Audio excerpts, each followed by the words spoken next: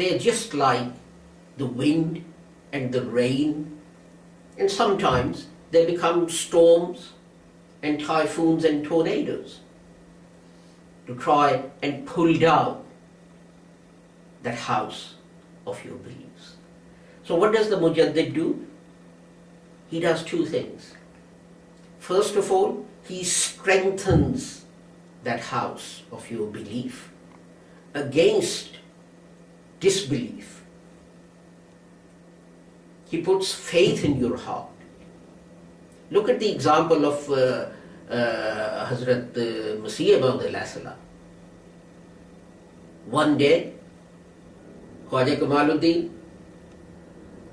is so convinced by attacks on Islam, by Christian powers and missionaries and so on, that he sees no future for Islam.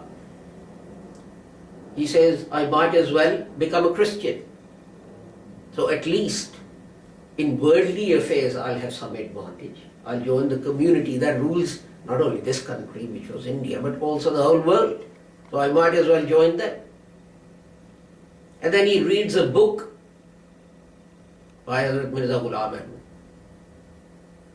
And that so firmly establishes the truth of Islam in his heart that he leaves his job in India, he comes to England, which is the center, which is the headquarters of this world power that is ruling the globe at that time, and he preaches Islam to these people. So this is the first thing that the Mujaddid does. He instills this strong faith in your being. There's an example of Hazrat Khwaja Kamaluddin, that people went to him and said, look, in summer, Ramadan, the fast is so long. You start fasting at 4 o'clock in the morning and you can't eat until 9:30 at night.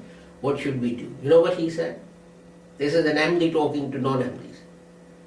He said, well, what we can do is, for you, I will fix a time. But for me, I will start fast at 4 o'clock in the morning and I'll break my fast at 9:30. This is the faith that Hazrat Masih Maud instilled in the hearts of those who joined him and started to call themselves that. And this is the first thing he does. You know, it's just like that house that's falling down. What's the first thing you do? You go and you get a man in and you say, strengthen the foundations. Put the damn course in. Because unless you get the damn course in, nothing can be done.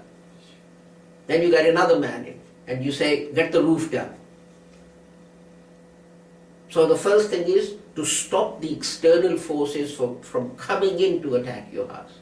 And this is what the Mujaddid does by instilling this faith in your heart. So having made this house external proof, damp proof and wind proof and rain proof, he then sets about cleaning it from the inside. All the wrong notions, all the rituals, you know, the fireworks on birthdays, 3 days and 7 days and 40 days after someone dies, Maulana coming in, you and I read the Quran and he says, well, now I'm transferring the blessing of Zaman reciting this Quran to the deceased. Well, if Zaman has done some good, who's the Maulvi Sahib to transfer the blessing of that or the reward to that to someone else? So this is the second thing the Mujaddid does. That he cleans the house out and takes out all this dust and dirt and rubbish that has gathered inside the house because it has not been looked after properly. But remember, he does not change anything. He does not change anything. The roof is still, it's repaired, it's made good, but it's the same roof. Same with the walls and everything else inside the house. The basic structure, the foundations, the walls, and all these things remain as they exactly are. But what's he done? He's put it back to becoming that beautiful house that the Holy Prophet Muhammad said, I was going round. And people said, what a beautiful house it is. So he restores that house to its original beauty. So some people say, why do Mujaddids come? What need is there? What need is there for change? It's not change in the sense that he pulls the house down and puts a new house up there. But he restores Islam and its teachings to their pristine purity, beauty, and most importantly, simplicity. And this was the thing about Islam. It was a simple religion. You said, La ilaha illallah Muhammadur Rasulullah, you became a Muslim. No one had any right after that to tell you you're not a Muslim. You didn't have to go to a priest. You didn't have to dive into a river. You didn't have to get a visit from the Holy Spirit. There were none of these rituals. You died, people said your janazah prayers. They buried you in the ground. They raised their hands and prayed for you. And 3 days later, everyone went about their own business.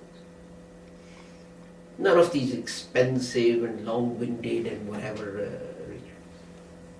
So briefly, in 10 minutes, this is what a Mujaddid does. It restores Islam to its original rituals and teaching and purity and beauty.